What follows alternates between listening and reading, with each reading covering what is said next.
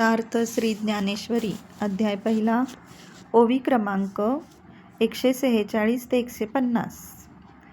तैसाची देखे ये रे निनादे अति गजरे देवदत्त धनुर्धरे आस्फुरिला ते दोन्ही शब्द अचाट मिनले एकवट तेत ब्रह्मकटाह शतकुट हो पाहत असे तव भीमसेनू विसनैला जैसा महाकाळू खवळला तेने पौंड्र स्फुरिला महाशंखू तो महाप्रलय जलधरू जैसा घडघडीला गहिरू तव अनंत विजयो युधिष्ठिरू आस्फुरित असे नकुळे सुघोषू सहदेवे मणिपुष्पकू जेने नादे अंतकू गजबजला ठाके.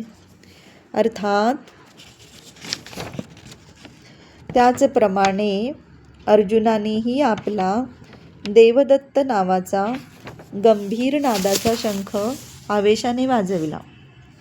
त्यावेळी त्या दोन्ही शंखांचा अद्भुत ध्वनी एकत्र झाल्यामुळे ब्रह्मांडाचे शतशः तुकडे होतात की काय असे वाटू लागले. इतक्यात भीमसेनालाही आवेश आला आणि महाकाळाप्रमाणे खवळून त्याने आपला पौंड्र नावाचा महाशंख वाजविला.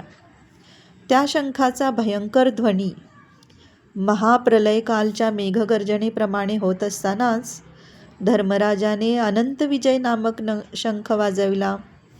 नकुलाने सुघोष नावाचा आणि सहदेवाने मणिपुष्पक नावाचा शंख वाजविला. त्या नादाने प्रत्यक्ष यमही घाबरला. रामकृष्ण हरी माऊली.